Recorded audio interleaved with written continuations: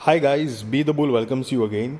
सो Harshdeep Hortico limited का IPO आने वाला है, तो उसके बारे में डिटेल्स देखेंगे। उससे पहले अगर मेरी चैनल पर नए हैं तो प्लीज़ सब्सक्राइब कर दीजिए, बेल का बटन हिट करिए, लाइक शेयर सब्सक्राइब करिए और आपके सारे कॉन्टैक्ट के साथ भी मेरी ये वीडियो चैनल शेयर करिए ताकि उनकी भी स्टॉक मार्केट की जर्नी और भी ज़्यादा कॉन्फिडेंट, सक्सेसफुल और अवेयर हो पाएगा इस। तो चलिए आईपीओ डिटेल्स देखते हैं। आईपीओ डेट जो है वो 29 जनवरी 2024 से लेकर 31 जनवरी 2024 तक है। फेस वैल्यू 10 रुपये पर शेयर। प्राइस बैंड 42 रुपये से लेकर 45 रुपये पर शेयर है। लॉट साइज 3000 शेयर्स का है। Total issue size 42,42,000 shares. 19 crore 9 lakh रुपए कंपनी जुटाने वाली है और सारे के सारे फ्रेश इश्यूज के माध्यम से आएंगे।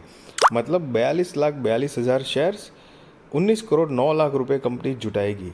सो एक भी शेयर ओएफएस मतलब ऑफर फॉर सेल के ज़रिए नहीं है गाइस।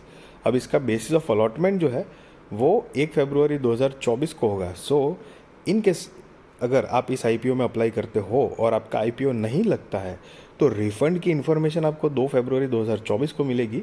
और अगर आपका आईपीओ लग जाता है तो शेयर्स आपके डीमेट अकाउंट में क्रेडिट होंगे 2 फरवरी 2024 को।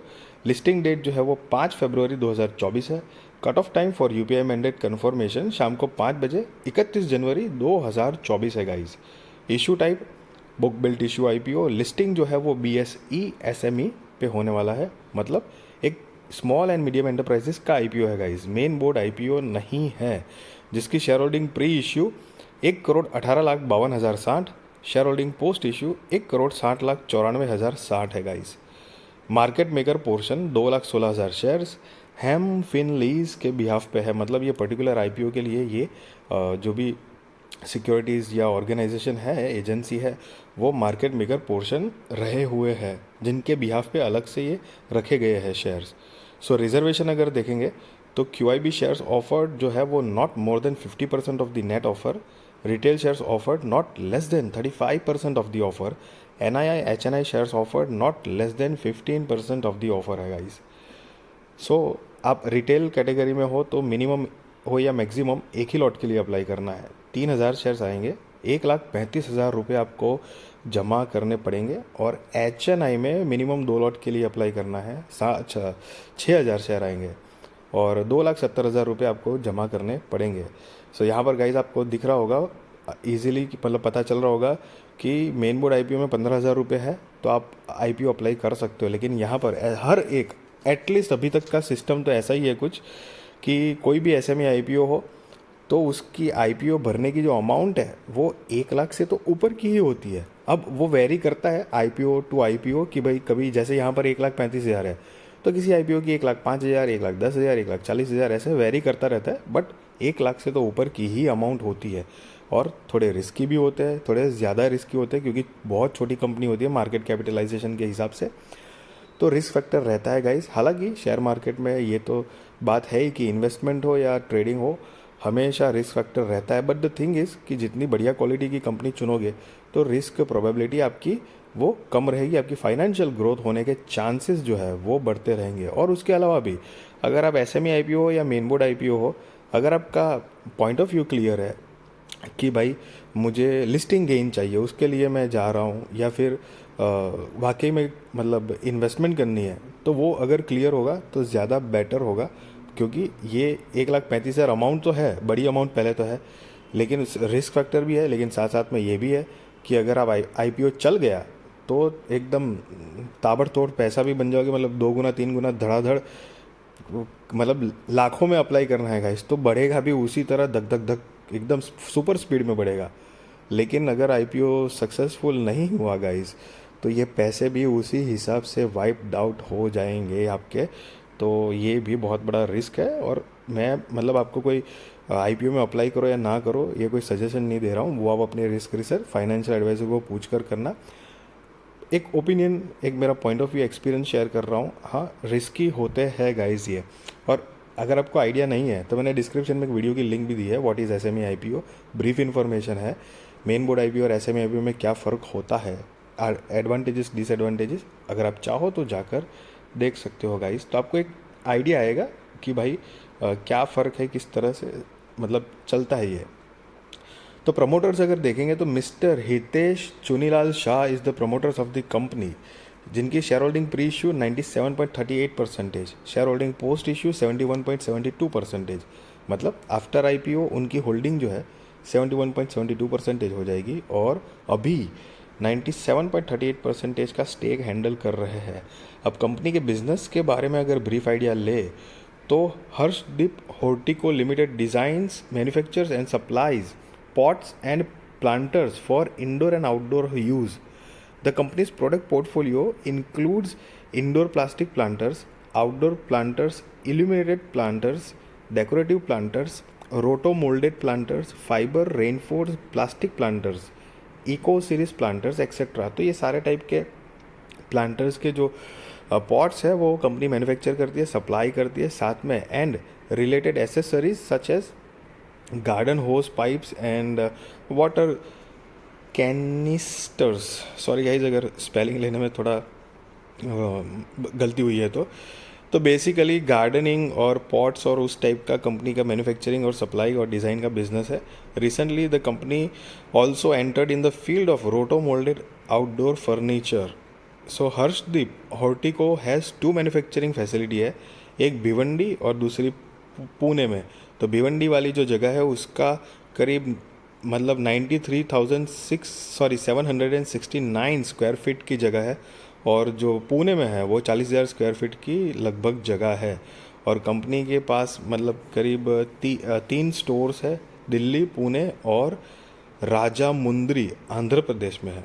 और उसके साथ साथ 4 डिस्ट्रीब्यूशन भी है, Hyderabad, Calcutta, Chandigarh and Visakhapatnam. The company also has an online presence, तो कि अमेज़ोन पे है, फ्लिपकार्ट में है, as well as social media platform Facebook और इंस्टाग्राम। तो ये सारे प्लेटफॉर्म से अगर आपको मतलब प्लांटर्स चाहिए तो आप ये कंपनी को मतलब बता सकते हो कि अपने हिसाब से डिज़ाइन करके वो दे देंगे आपको। The companies customer come from 27 states and union territories in India as well as overseas countries such as Djibouti, East Africa, the United Kingdom, Nepal etcetera. तो ये जो पहला नाम था जीबोटी करके, तो वो शायद से आप पढ़ लेना थोड़ा सा कि मतलब शायद से नाम गलत ले लिया है क्योंकि बहुत टेढ़ा मेढ़ा इंग्लिश है। और कंपनी के पास करीब 125 एम्प्लॉयज़ है अभी तक।